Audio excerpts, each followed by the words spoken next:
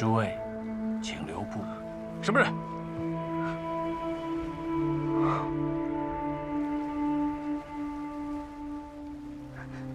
大家小心，他身上有股很强的杀气。在下初期，奉刘月成大祭司之命，特来取回昭明剑。他怎么会知道我们有？别说我们没有找到昭明剑，就算找到了，你以为我们会给你吗？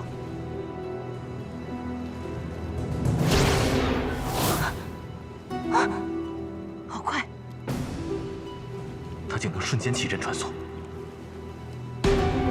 我早知道你们找到了所有的昭明碎片，交出来，我或许会考虑饶他一命。不要给他！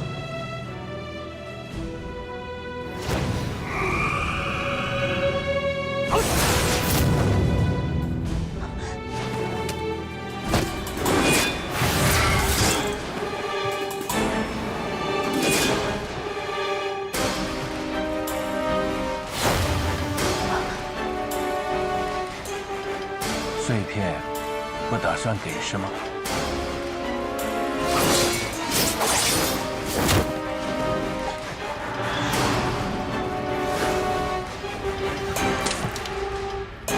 没事吧？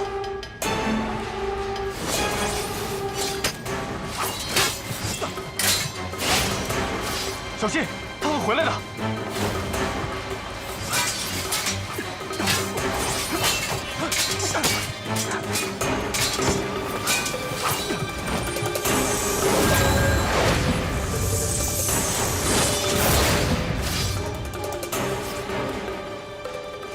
难怪12会败在你们手里，倒是我轻敌了。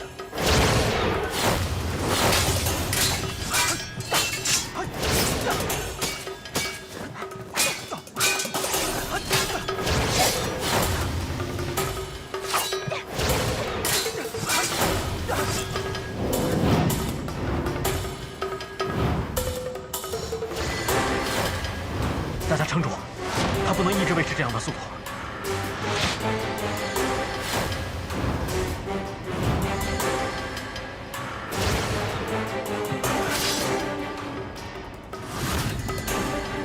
你错了，我只会更快。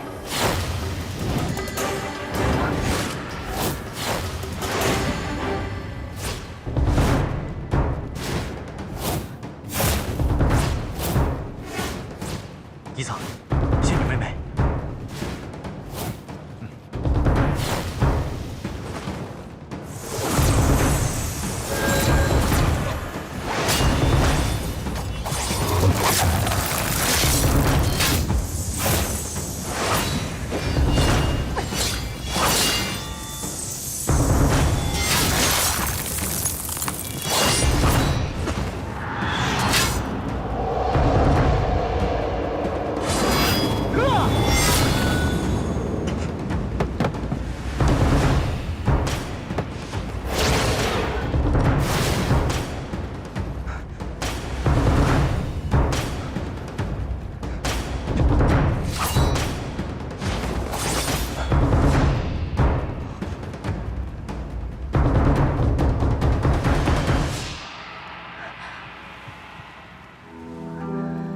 谢一哥哥，师傅，你还活着呀？怎么可能啊？我们遵循你的遗愿，千辛万苦寻找昭明，而你却为沈烨卖命。我追随大祭司多年，从未私行授受。师傅一说，从何说起？不对，我们在捐毒时，亲眼看到沈烨一刀斩下谢前辈的头颅。这个人不可能是谢前辈。这个人满身杀气，身上没有一丝一毫谢前辈的气息，肯定又是刘月成的诡计。无意，阮妹妹，千万不要被他迷惑了。不对，顺华之咒，在这个世上，只有我和师傅才会。他真的是谢一哥哥？胡言乱语。下界之前，我从未见过你们4人。那为什么你的声音样貌、招式，跟我师父一模一样。世上怎么会有这样的巧合？难道说，这一切都是他们计划好的？没错，今日种种，均是主人一手布局的。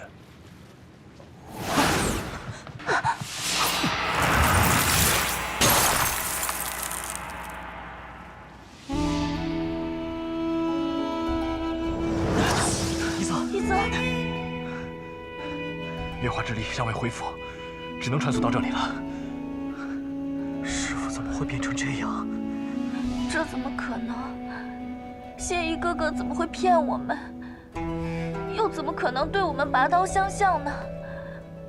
无论其中是否有隐衷，眼下他都要夺走昭明剑，我们绝不能坐以待毙。是，我们赶紧走吧。这城中还不知道有多少刘月成的眼线。走走。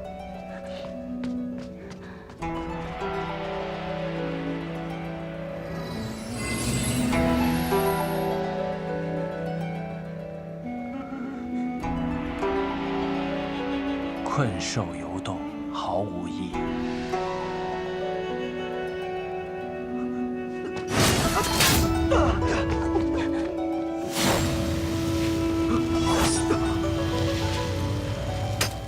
昭明剑是我对师父的承诺，绝不会让你拿走。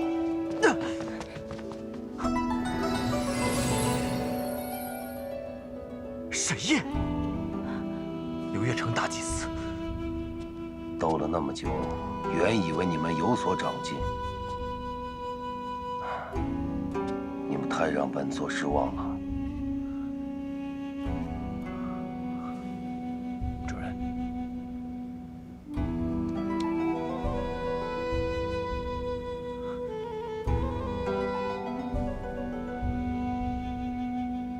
沈烨，你对我师父到底做了什么？他为什么会变成这副模样？你们根本没有见过真正的谢意，若非本座精心策划，你岂会拜谢意为师？又岂能乖乖的去寻找昭明神剑？师父，这是真的吗？难道你一直在利用我们？你们用计手段实在是卑鄙。那又如何？就凭你们几个人的本事，能拿本座怎样？对野师而言，没有什么不可能。在这个世上，有太多事情你无法预料。就像当初，你也没有料到，我师父会背弃你吧？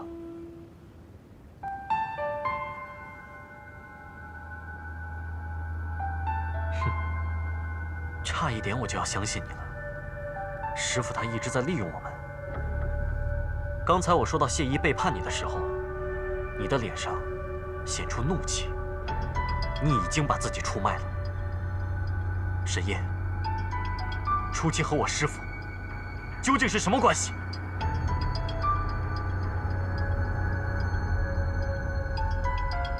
蠢货！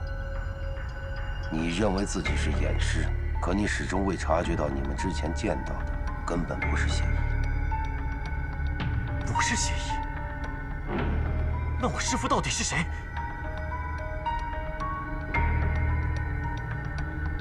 就是这样，刀。什么？眼甲刀10年前，谢依为寻找昭明碎片，自知难逃一死。为了保存眼术，他将自己的学识和部分记忆封存入一尊眼甲人中，也就是你们之前看到的谢依。你是说，我们在朗德寨遇见的谢依哥哥，和之前遇到的谢依哥哥，不是同一个人？难怪，通天之气中，谢前辈说，他接受过魔气熏染。莫一大师也说过，谢前辈身上有魔气。可是我们见到谢依前辈的时候，身上却没有一丝一毫的异样。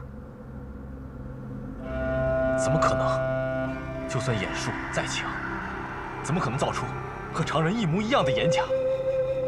本座其实也不明白，为什么谢依竟会掌握白骨生机之术。白骨生机，这世间竟有这样的神术！若非如此，10年前明川在你手臂上留下的魔气伤痕，岂能轻易便补去？不可能，绝对不可能！他明明说过，这世间除了生命，不可能有任何的东西能为岩甲提供永远的动力。生命是不可复制的。真正的谢依，你们并未见过，对他的眼术又能知道多少？那真正的谢依哥哥现在在哪儿？真正的谢依在10年前，在凉州郊外，我将他捕获。本座毁掉他所有记忆，只保留了一些法术和眼术。在某种意义上说，他早已死了。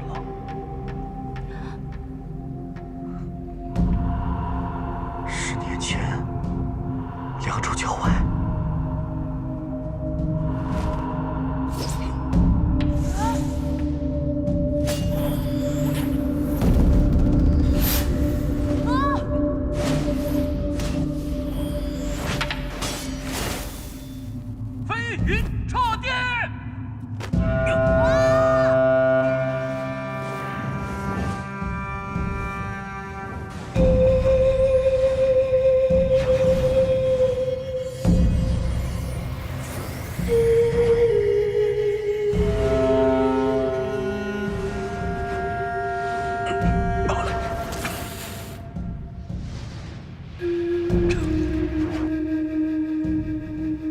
原来在那个时候，师父就已经……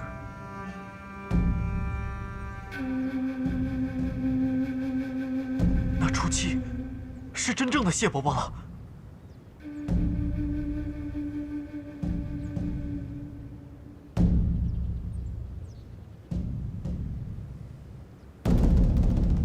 应该说，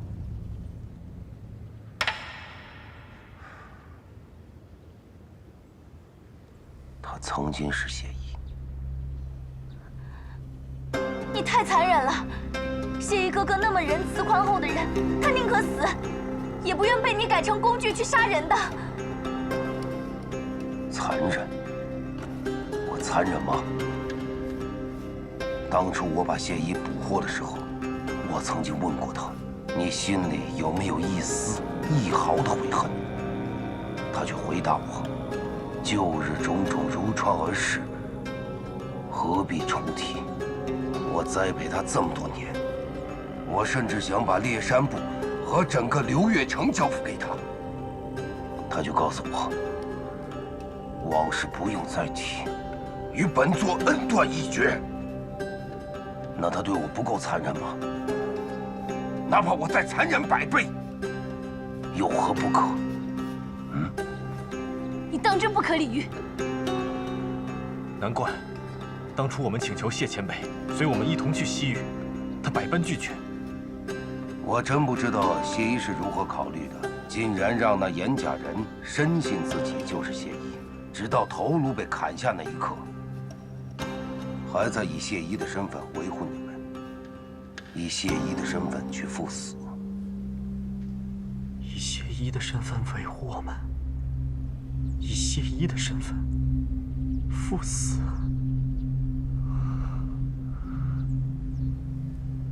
好了，你们的疑惑本座已经替你们解答完了，你们可以安心上路了。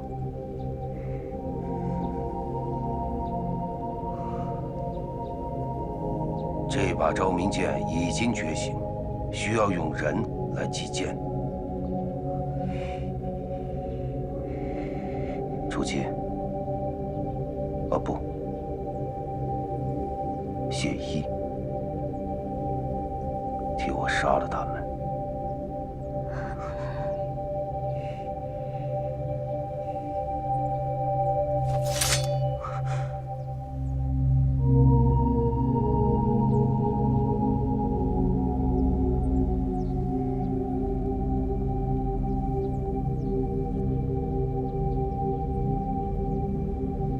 初期，杀了他们。是，主人。谢意哥哥，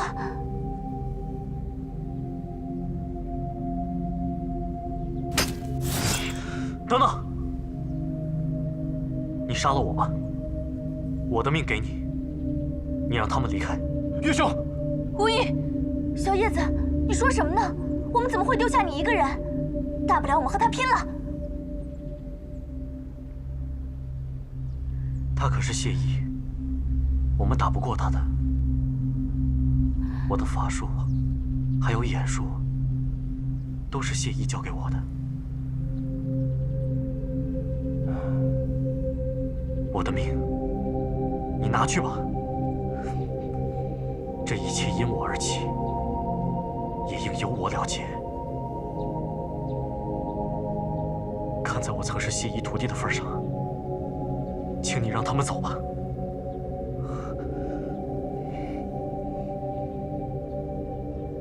谢意之徒，你既然想以命换命，那本座成全你。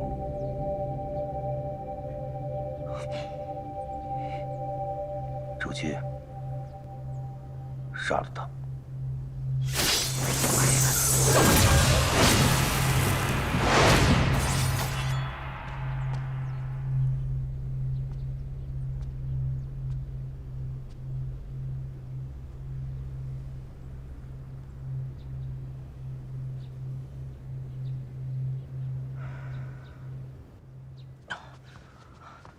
阿软，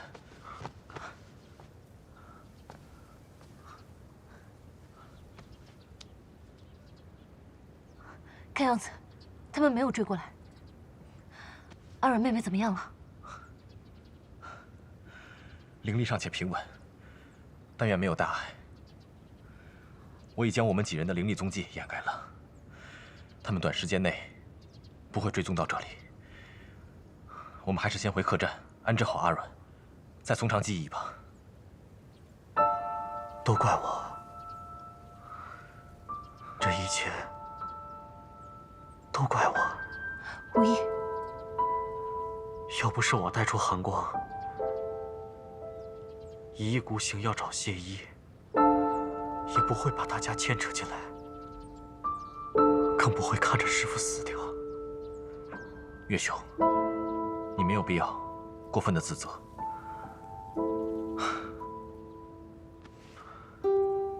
这一路发生的种种，谁又能预料得到呢？重要的是，我们人还在，命还在，便还有机会报仇雪恨。要对付刘月成，就要跟师父对立。我宁可他一剑杀了我，我也不愿意用他教我的法术和眼术去对付他。岳无义，我们一路走来，付出了太多的代价了。与其自怨自艾，还不如面对现实。对不起，我没有时间与懦夫纠缠下去。眼下，最重要的是找机会夺回昭明剑呢。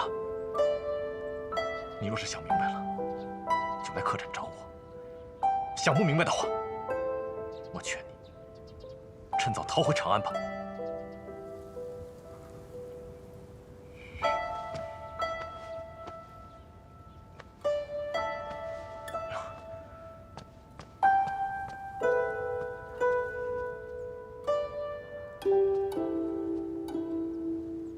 无意，温然，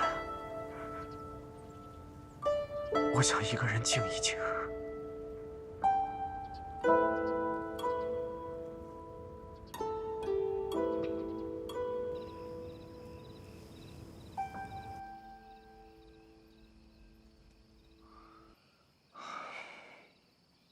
对不起，阿软，我答应过你，要对大家隐瞒你灵力流失的事情，可我却始终骗不了我自己。我们往下走的每一步，都是在拿你的性命在赌。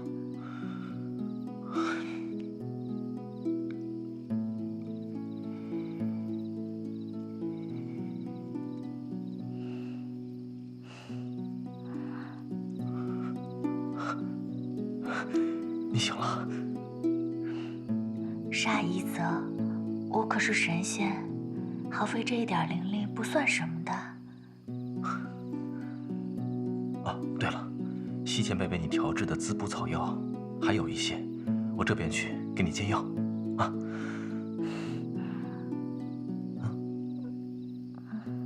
一定要喝药吗？你要是让我放心，就必须喝。哦，好吧。乖。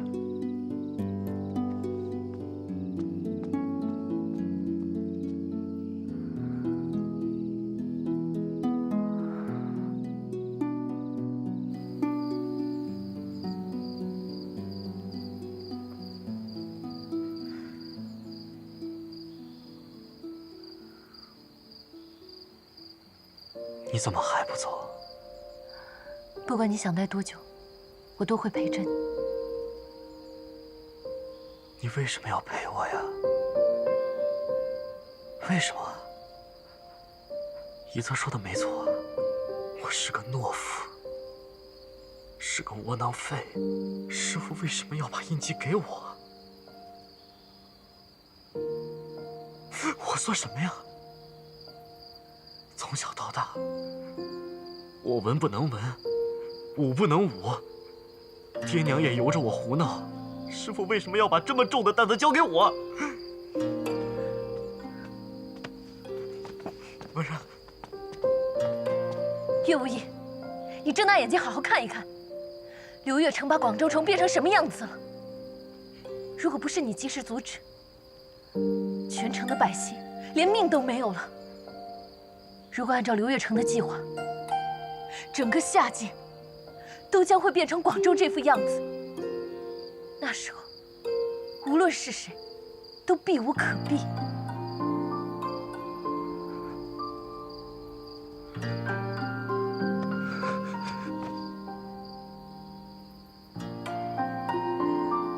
刘月成，神爷，师父，朱祁，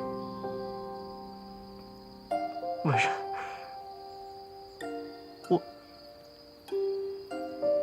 我脑子一团乱。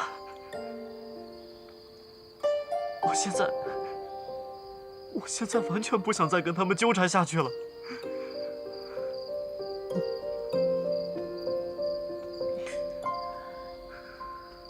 无意，我明白你的感受。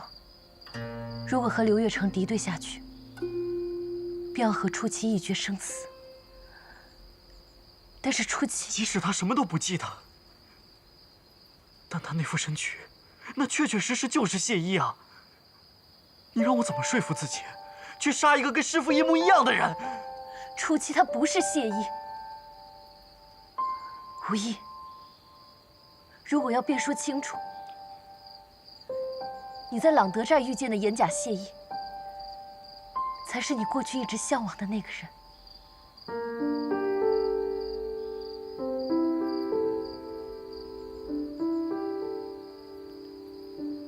文然，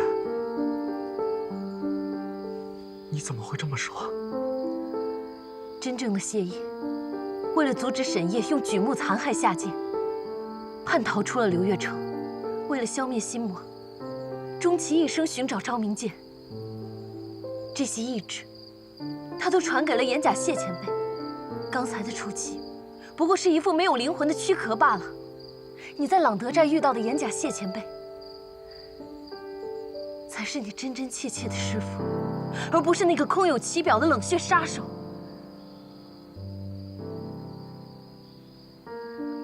你还记得谢前辈临终前的嘱托吗？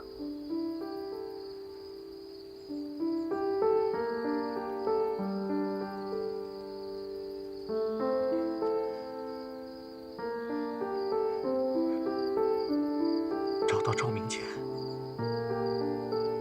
阻止刘月成。文然，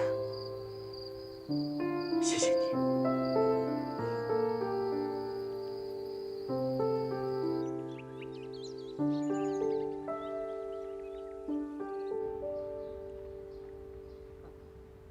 哎，了，苦死了！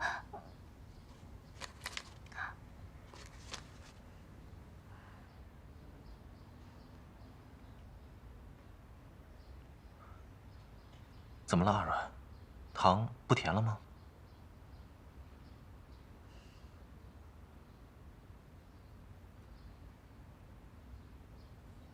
原来谢一哥哥，在把我封入石箱后不久，就遭了刘月成的毒手。难怪我们在极山故居重新见到谢一哥哥时，他什么都不记得了。谢前辈的死，我也很难过。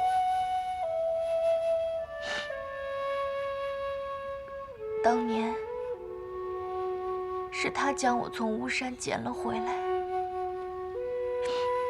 教我读书、识字，待我像亲妹妹一样，还让我见识到了繁华热闹的人间。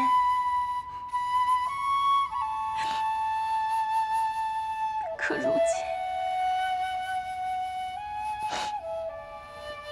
他却变成了这副模样。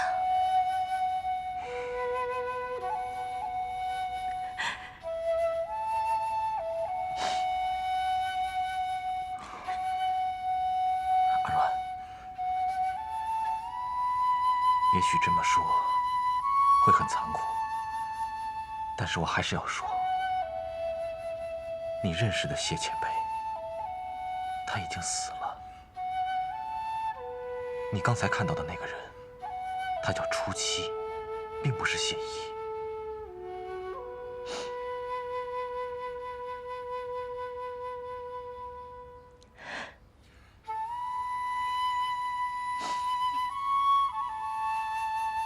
虽然在朗德斋遇到的谢一哥哥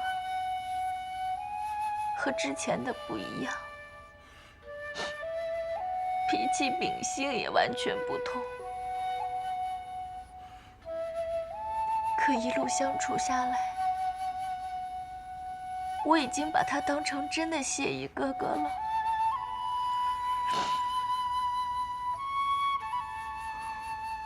绝不会原谅刘元成，绝不会原谅沈烨。他竟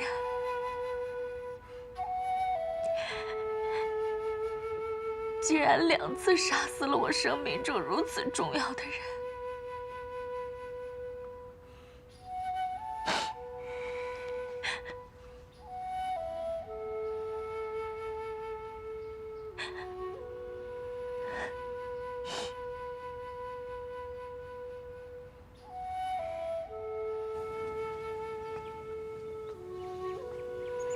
温然，你说宜泽会不会还在生我的气啊？一泽只是太担心阮妹妹了，所以说话才会急了一些。况且一晚过去了，也应该冷静下来了。嗯。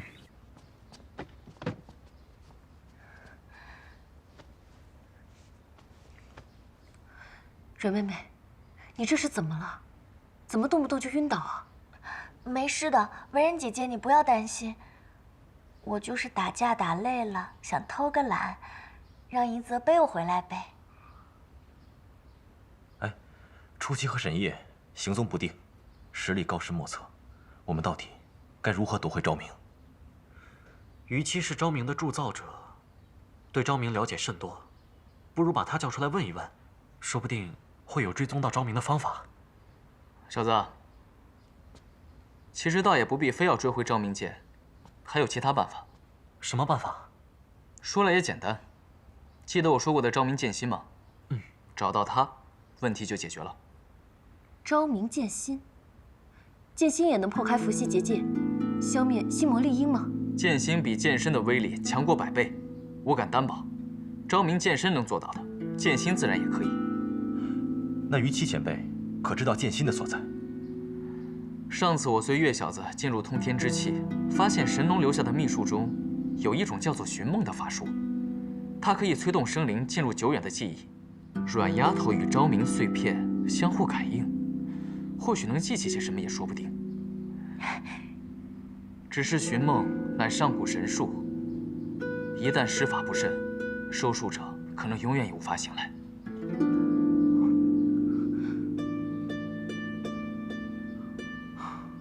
前辈，在下一蛊之时，浑身剧痛，有如骨肉分离，尝尽了煎熬。敢问这寻梦之术，是否也会让阿软感受到类似的痛苦？上古秘术力量十分强劲，阮丫头体质纤弱，未必能够承受住，且成败也在未定之天。如此，还是算了，我们还是另寻他法吧。还会有其他线索的。一泽，我想试一试。绝对不可。此时此刻，那个大祭司说不定已经拿着昭明剑身回到流月城了。我们还不知道他们下一步要做什么，我们已经没有时间了。大家努力了这么久，好不容易走到这一步，不能因为我而放弃啊！一泽，你不要小瞧人，你能忍过一蛊之痛，我才不会输给你呢。阿软，你可知？哎呀，一泽，求求你了，你放心，我肯定不会有事的。我答应你，只要有任何不适，就立刻停止施法，行吗？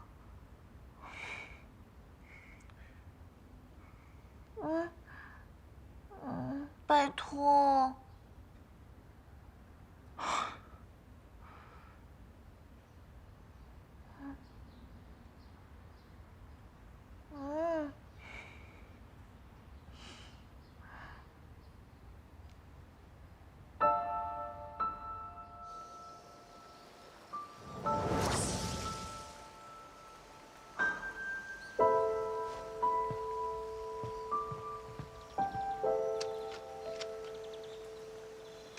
岳兄，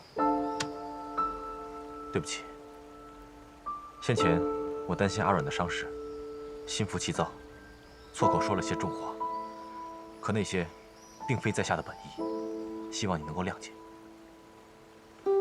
一泽，你说的没错，我是很幼稚，也很懦弱。岳兄，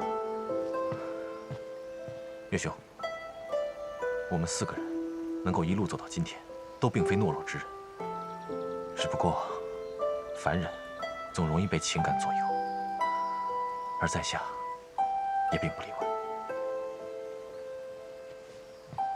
一泽，多亏了你跟文人骂了我一通，我这才回过神来。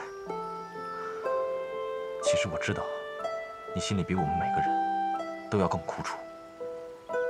哎呀，好了，别婆婆妈妈了，2个大男人，啊，赶紧找吧。好。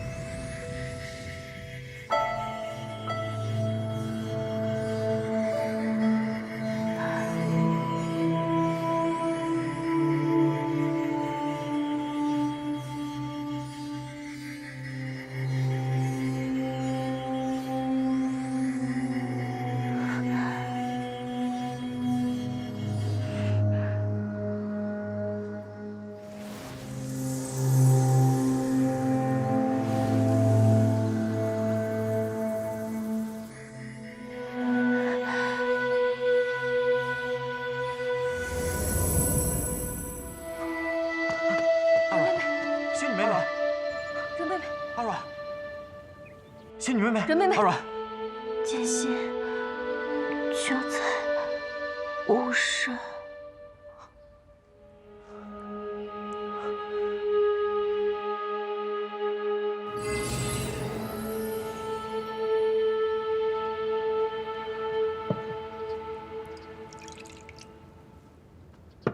谢谢。阮妹妹和昭明之间究竟有什么因果？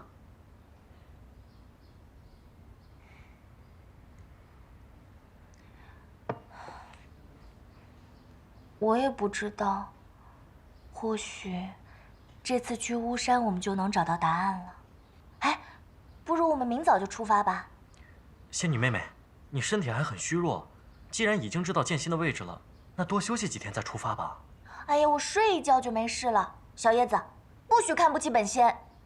阿软，听话。哎呀，别啰嗦了。好了好了，本仙现在要休息了，你们也快点回去歇着吧，不用陪我了。走吧走吧，快去吧，去吧去吧去吧。哎呀，没事儿了，快歇着吧。好了，你们快走吧。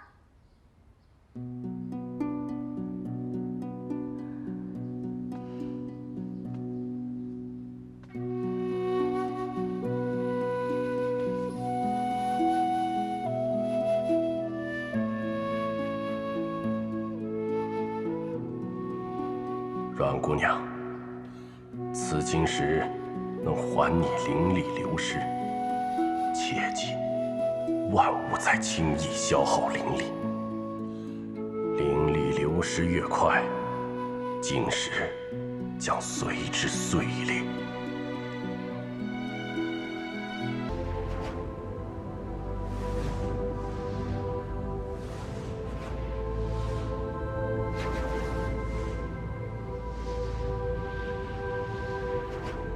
过了江陵北上，应该就是巫山了。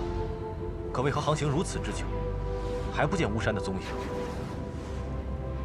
我去主控室看看，别是无意粗心大意，使错了方向。哎，等等，你们看那儿。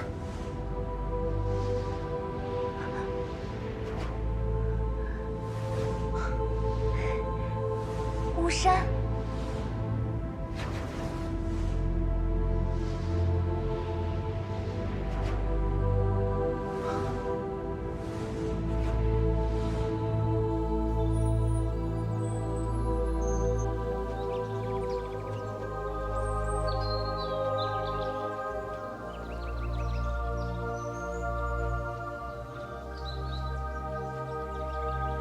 这里就是巫山啊！嗯，和我记忆中一模一样。从这穿过去，应该就能到巫山了吧？试试便知。走吧。嗯。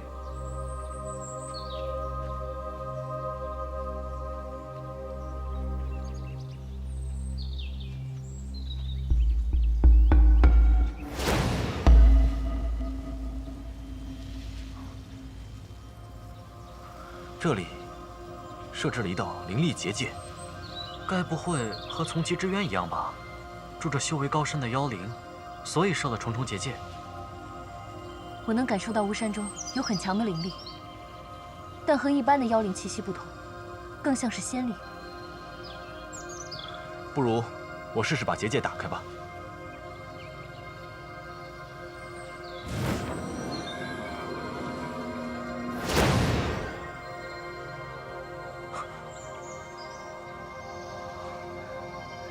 一泽，让我试试吧。不要逞强。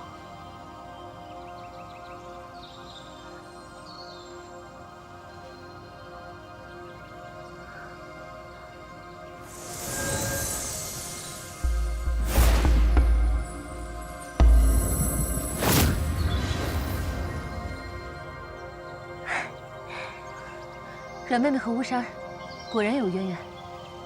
我们快走吧。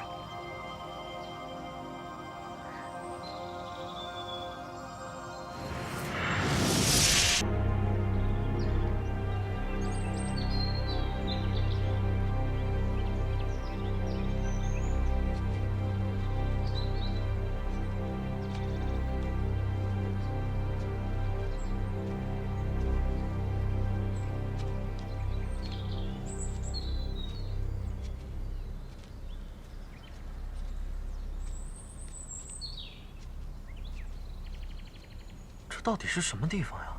这么壮观啊！看样子，这里以前是座宫殿。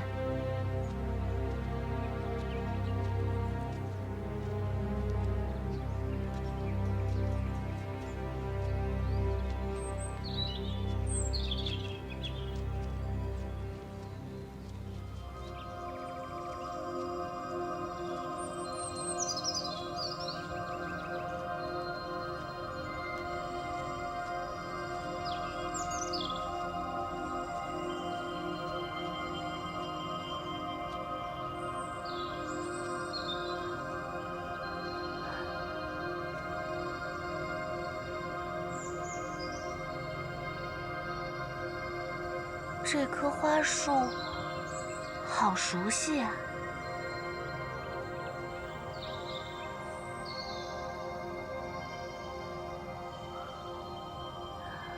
阿软，在想什么？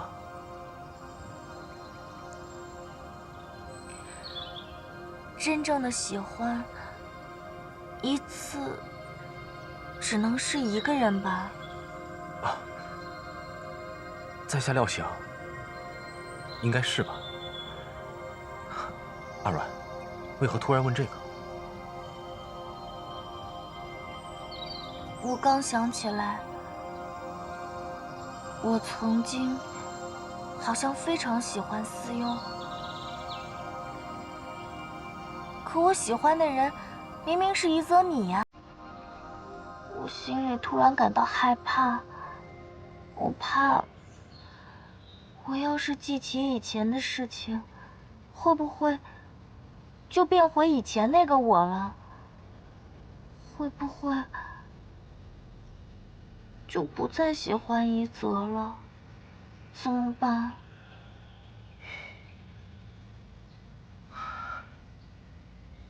阿软，你饿吗？啊？果然不饿。不饿才会有心思去想这个。喂，我在很认真的难过，你看不出来吗？看得出来，只是这种事，要我怎么说呢？我要是劝你忘记前人，那是小人行径；要是劝你不忘吧，我又心有不甘。与其左右为难，我宁可不想。况且，如今的我实实在在站在你面前，我就不信会输给数千年前的一个影子。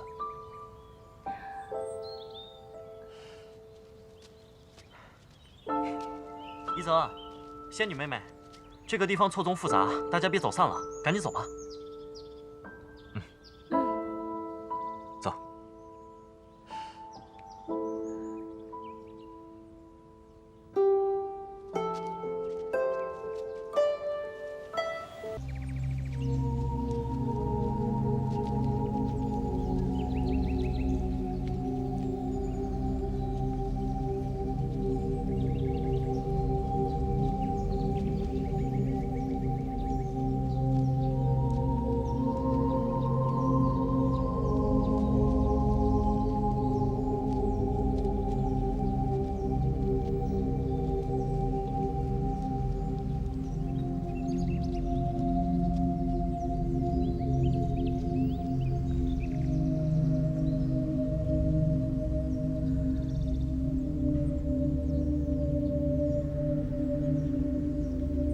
一泽，怎么了？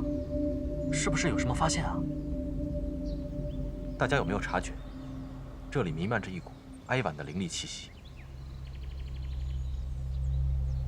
一泽，是不是发现了什么？一泽，你说嘛？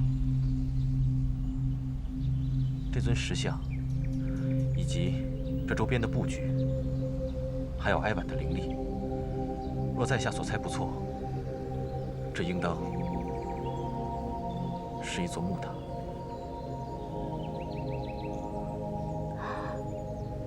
一泽，你的意思是说，这个地方是一座坟墓？也就是说，这里是我死后住的地方。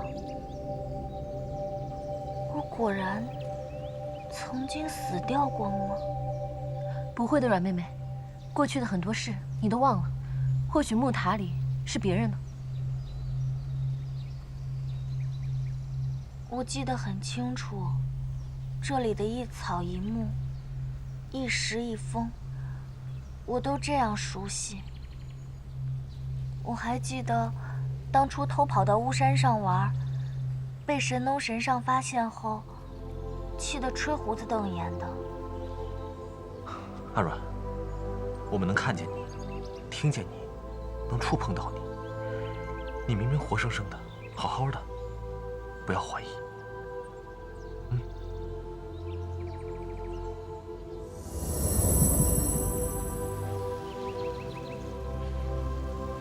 阿软，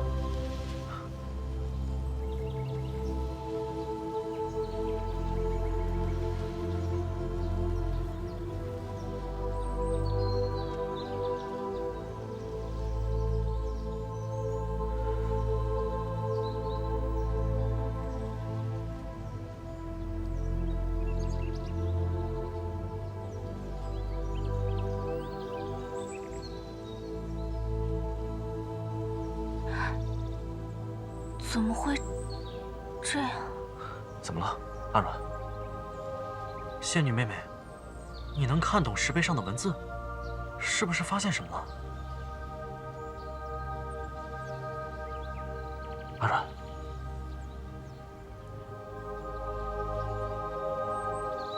这上面的文字我也认不太全，大概意思是说，我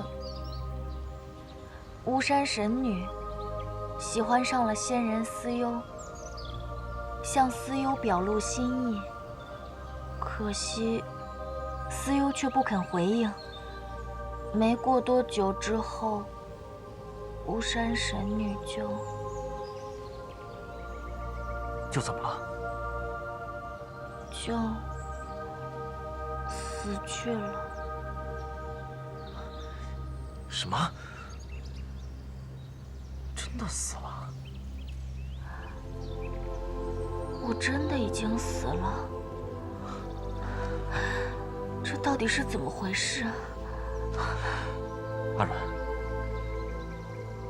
你看，这上面还有很长一段文字，要不先往下看，或许还有别的解释。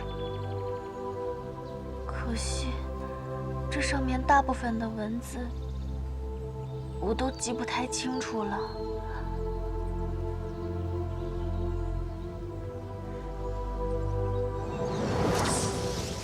于七，这是上古之时神农所创的天界古语。天界古语，莫非就是师尊曾提及的上古诸神所用的文字？不错。于七，这上面的文字你认识吗？待无一事。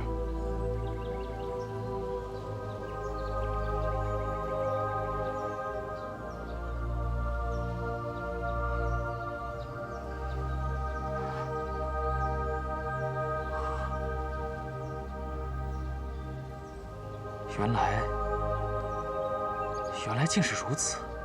这上面写着什么？快告诉我！这块石碑上还残留着雕刻者的一丝神力。祷文的内容，你们自己听吧。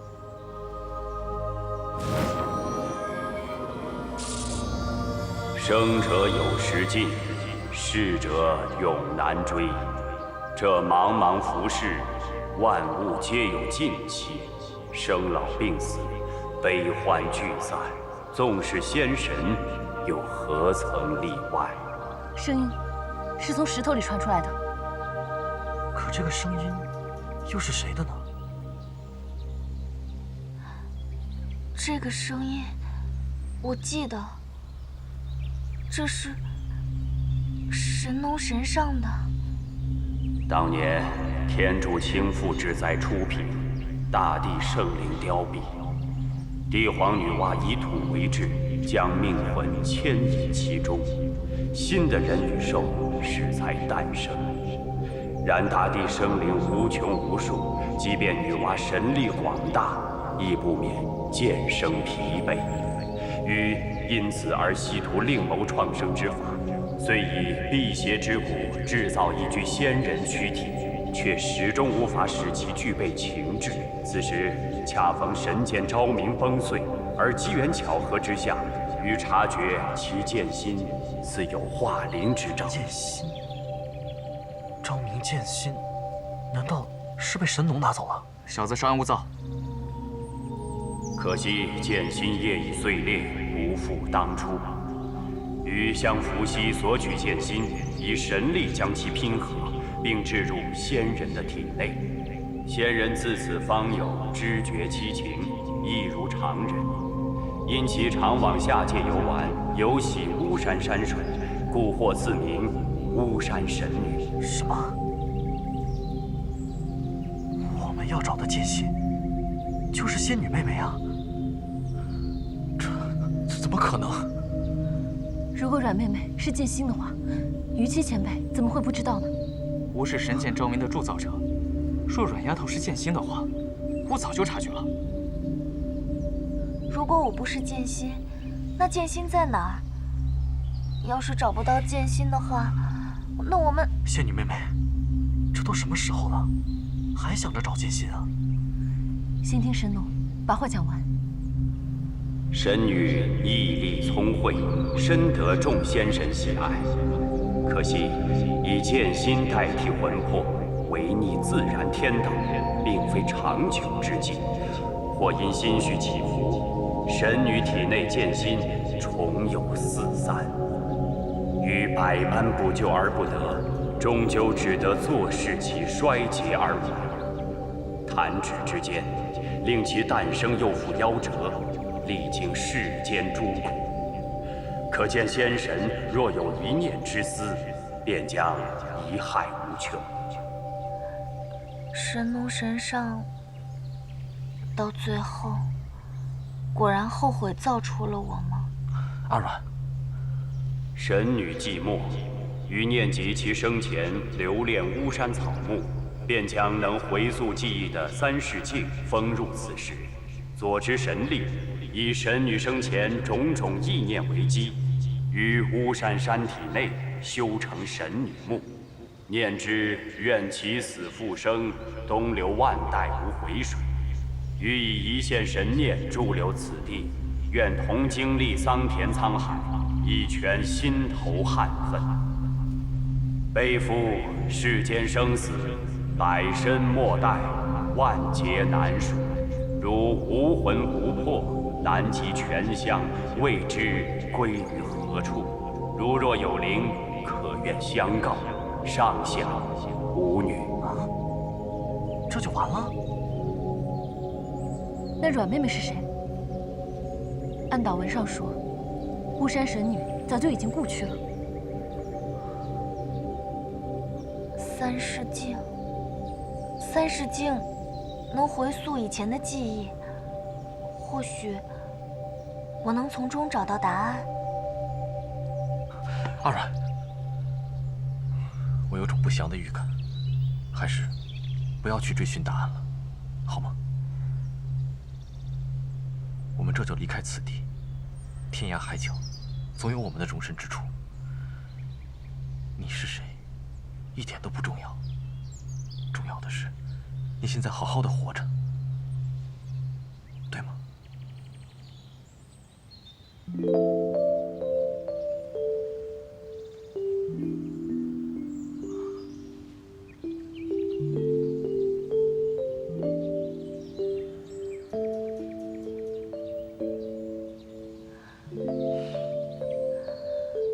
我们好不容易走到这里，况且我也想弄清楚自己到底是谁，而且还有剑心的下落，我不想放弃。能有你们陪着我，我心里一点也不害怕。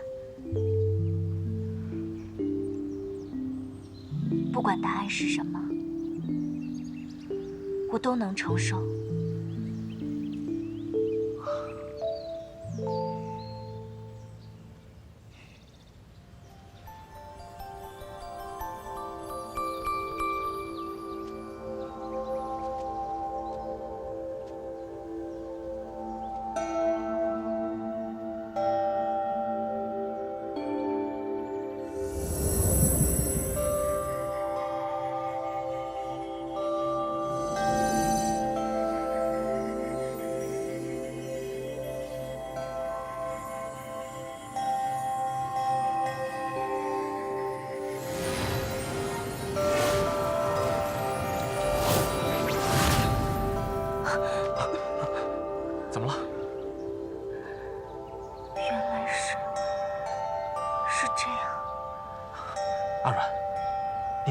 些什么？我们进木塔吧，答案就在里面。但是，不管一会儿看到了什么，请你们都不要害怕我。这是最后一个秘密了。能和大家一起走到这里，真的是很难得的缘分呢。能认识你们，我很开心。走吧。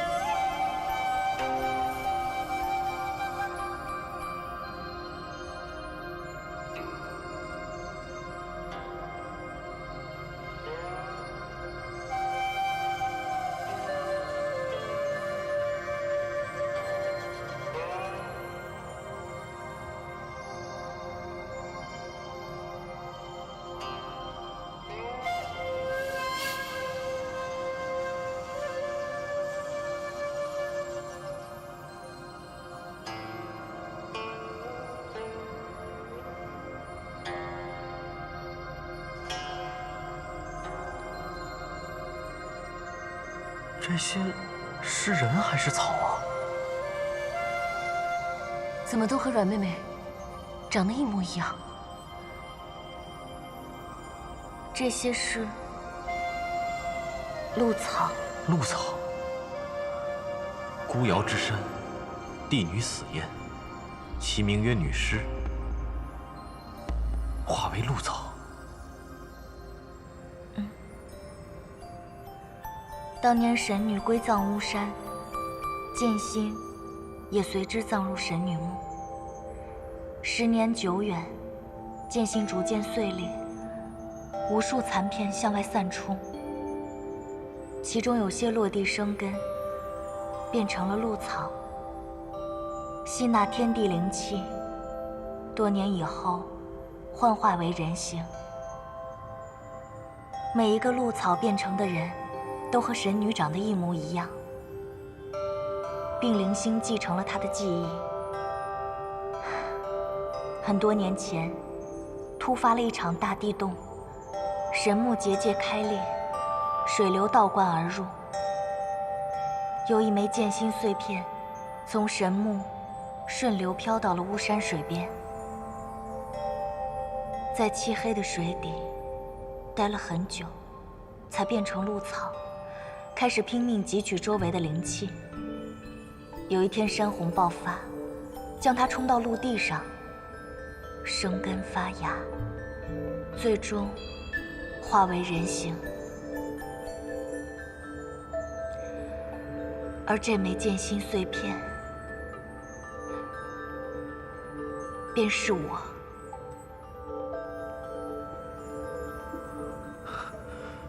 什么？可惜鹿草一旦幻化成人形，积存的灵气便会开始慢慢逸散。等散到不足以支撑幻形，我就会重新变回鹿草。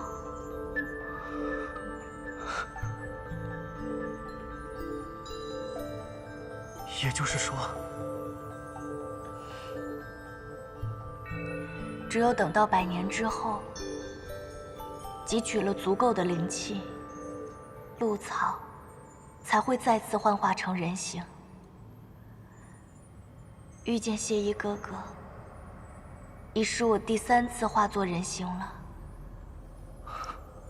而且因为没有灵力支撑，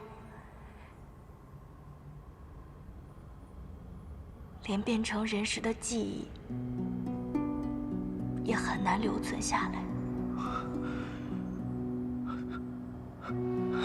怎么会这样呢？可又可有补救之法？小子，若剑心完美无瑕，昭明又为何会崩碎？这其中的动荡，早已是注定之事。阮丫头，当年昭明出城，我便隐约察觉剑心似将化灵，那是我朝思暮想，既与剑灵见上一面，却始终未能如愿。没想到，过了这么久，终是见着了。可我不是剑心，也不是巫山神女，我只是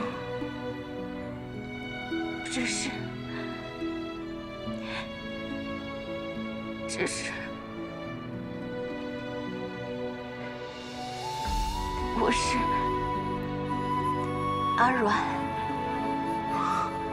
阮丫头，吾明白，吾虽助出昭明，但却帮不了你。还有那些鹿草姑娘，古时铸剑师视剑如子，在吾眼中，你们都是吾的孩儿呀。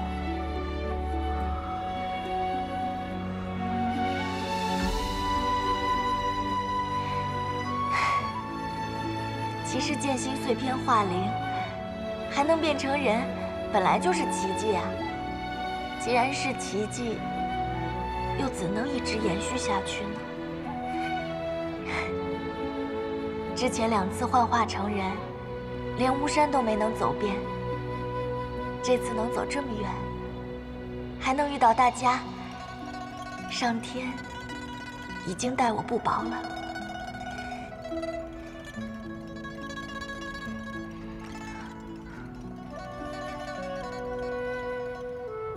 难怪阮妹妹每次施法后都会晕倒。既然知道自身灵力散逸，为何不肯告诉大家？是啊，早知道是这样的话，我们就不会让你频繁使用法术了。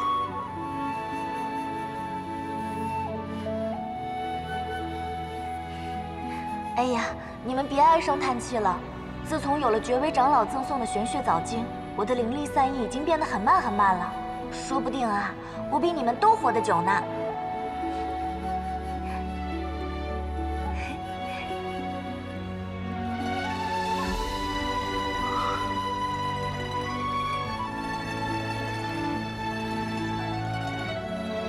阿阮，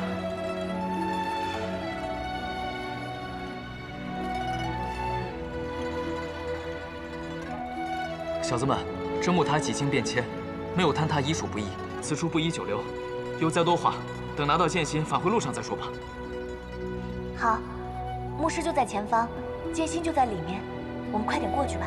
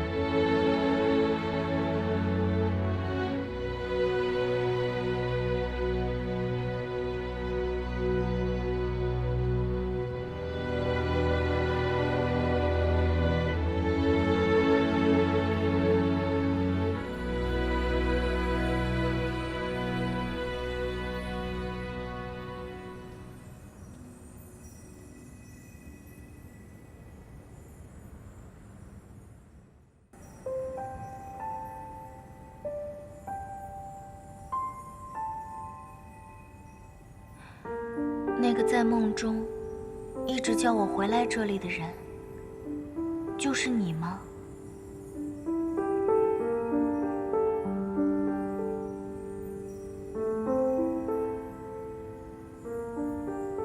我回来了。你有什么想对我说的吗？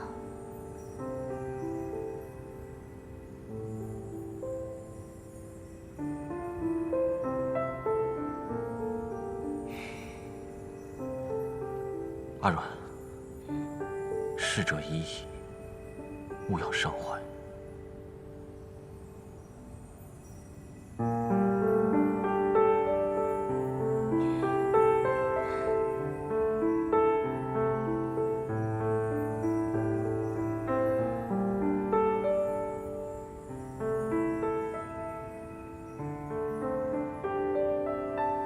对不起，我们要把剑心拿走，去做一件很重要的事情，请你不要生气。还有，能见到你，我很高兴。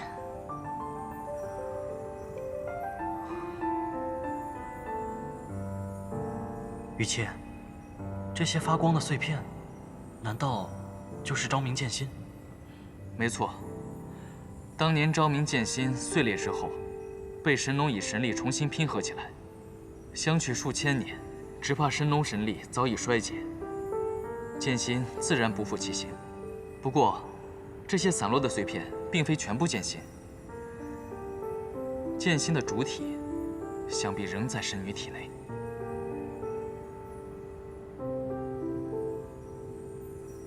如此，玉姬前辈，这些碎片能否破开伏羲结界？若只有碎片，自然不行。但我可以试着将这些碎片暂时凝聚。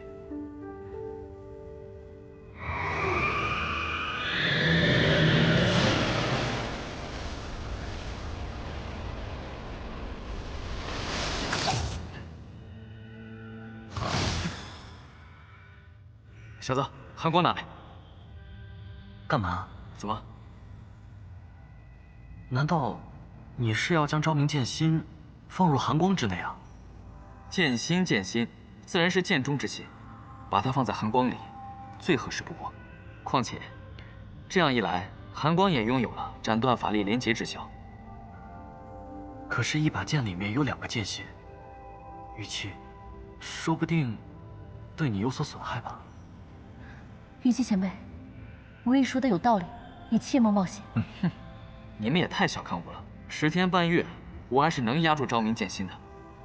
寒光拿来。寒光。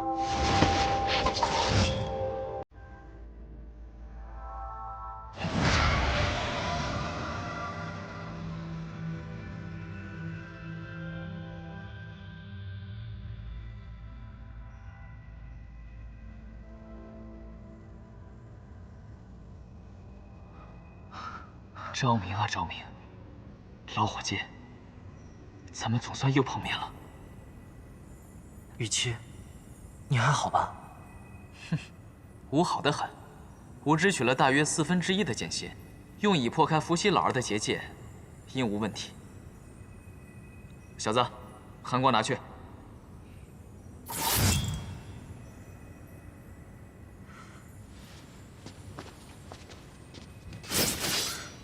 哎，于谦，寒光怎么突然变得这么轻，用起来毫不费力？哼，昭明之力正补足了寒光所缺，自然不需要再耗费你的精气。何况你也今非昔比，勉强算是配得上寒光了。哼，于谦真会说话。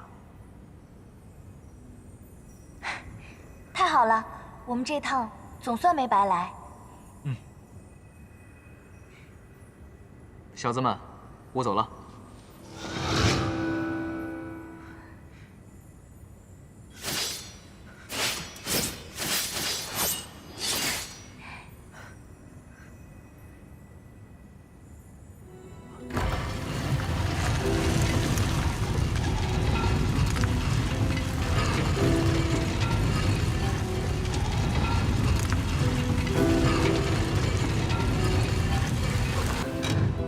又是你！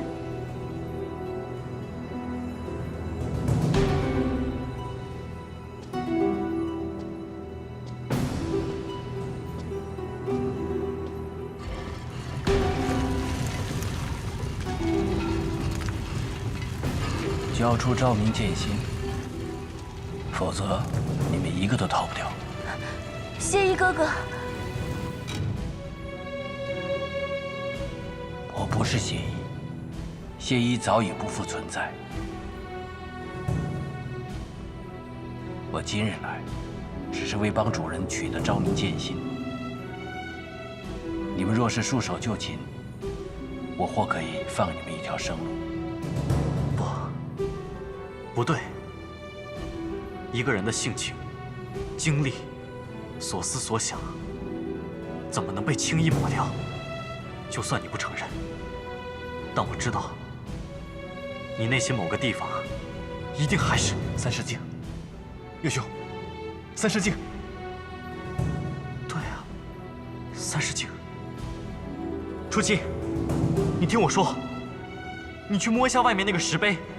就能找回以前的记忆，就能变回以前的谢伯伯了。不用了。121年前，谢衣拜入沈烨门下。100年前，心魔出现，谢衣叛逃。50年前，谢衣于巫山邂逅阿软。10年前，谢衣前往捐都。途经凉州郊外时，遭遇沈烨劫杀。你既然已经找回了记忆，为何还要替沈烨卖命？因为我不是谢衣，你们永远无法理解。从我有记忆开始，我就只为一个人而活，那是一种什么样的感觉？他的喜怒，就是我的喜怒；他的愿望，也就是我的愿望。此时的我。不仅要达成主人的愿望，更是要按我的本心去做。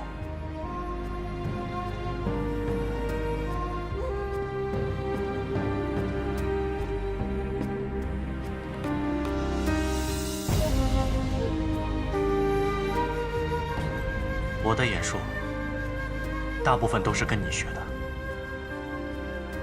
或许你不屑于承认吧。但是对我而言，你就是我的恩师，你知道吗？我是多么希望你能变回以前的谢伯伯，但这一切可能就是命运，都是命中注定的。道不同而已。就算是谢衣。也会如此回答。大家小心，他的杀气变强了。等一下，小叶子，你要干什么？一泽，麻烦你用传送术把大家送出去。什么？我想这是最后一次了。我想自己跟他做个了结。不可，岳兄，要走一起走。一泽，我师父曾经说过，有些事情要独自面对。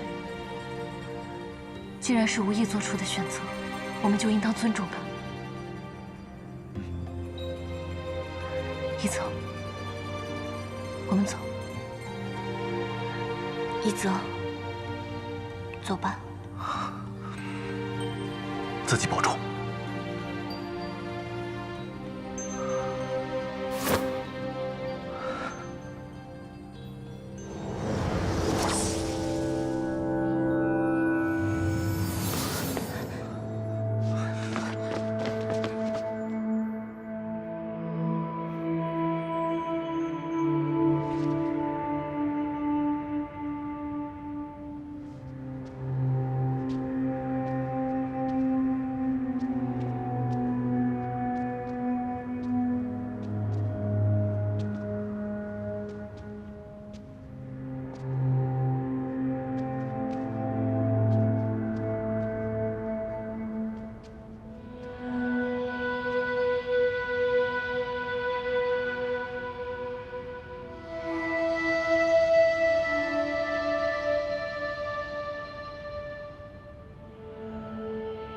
你应该很清楚，你不是我的对手。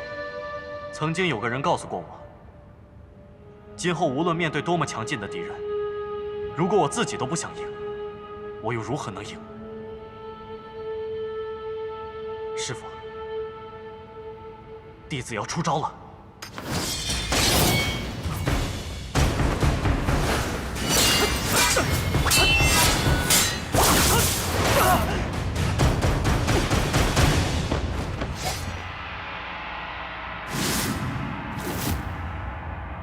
上一次你的招式中，全是冰冷的杀意，这一次却平静而收敛，可见你根本就不想伤害我吧？虽然你不想承认，但你已经不是初期了，对吧？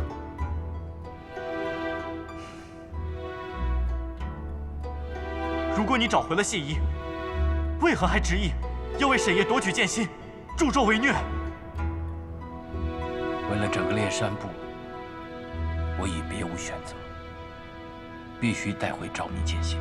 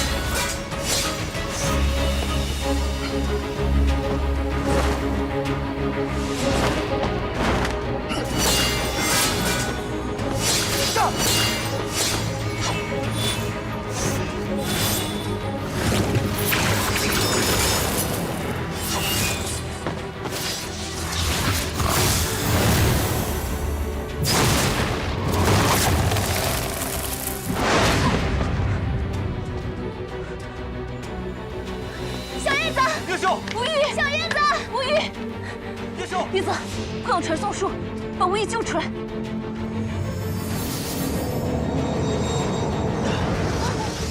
月华之力一时间尚未恢复，在下无能为力。小叶子，无意，月秀，无意，月秀，无意。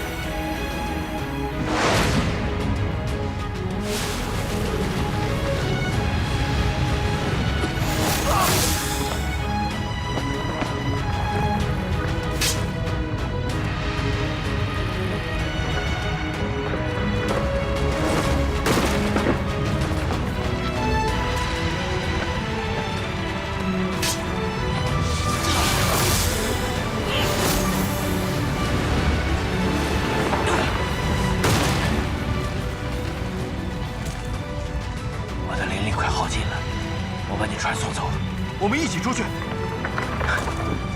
你疯了吗？难道你不怕我出去会杀了你，夺走昭明剑心吗？那也等你出去之后再说。没这个机会了。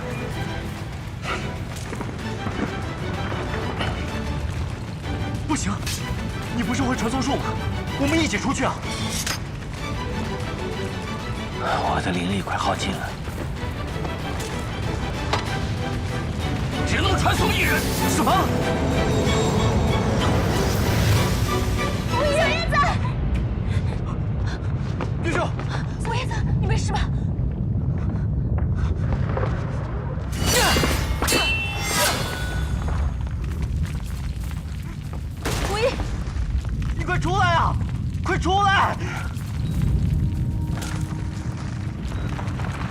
费劲了。这道门的机关已经坏了，再也无法开启。走廊也要塌了，你快走！你开什么玩笑啊！你是天下第一演师，什么门可以难得住你啊？你不是要剑心吗？剑心在我这儿，你出来呀！你出来，我就把剑心给你。你们打算带着剑心去流月城？没错，只要我还有一口气在，我就一定会去。好，是非善恶已经不重要了。你记住，唯有昭明才能彻底铲除心魔。你快走！难道你想让昭明剑心为你陪葬吗？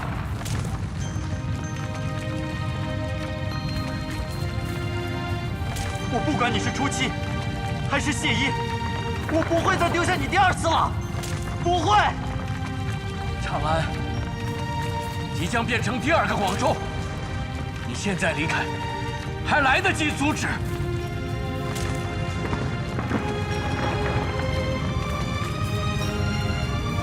我的目的是为了要拯救烈山部，而非将长安城变成死城。你继承了谢一的功力和眼术，不要枉置性命。带着剑心去流月城，彻底铲除心魔。走，快走！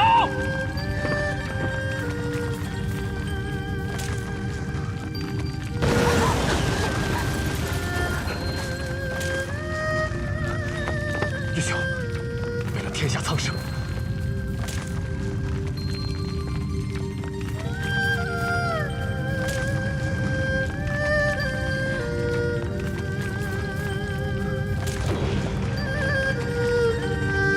走！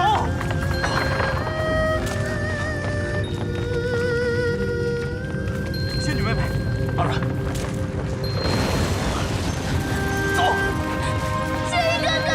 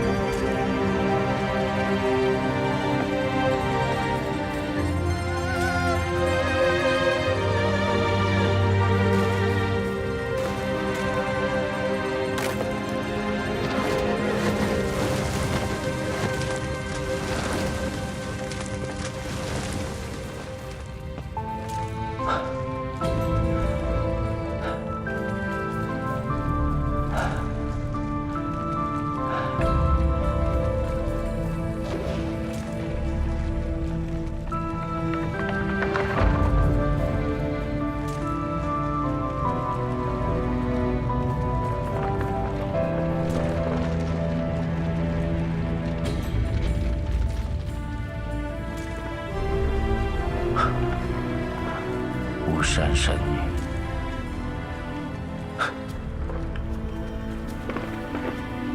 真是个既熟悉又陌生的人。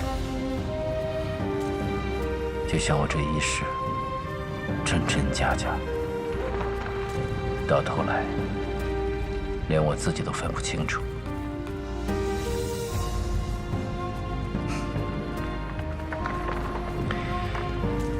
记起了又该如何？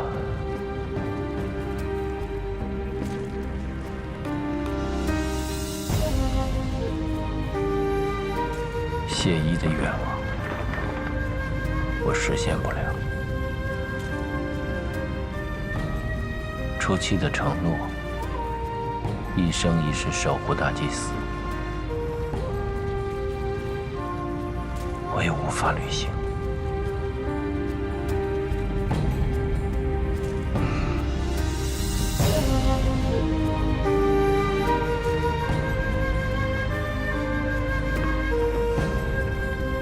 死在这儿，当真是我最好的结局。谢意，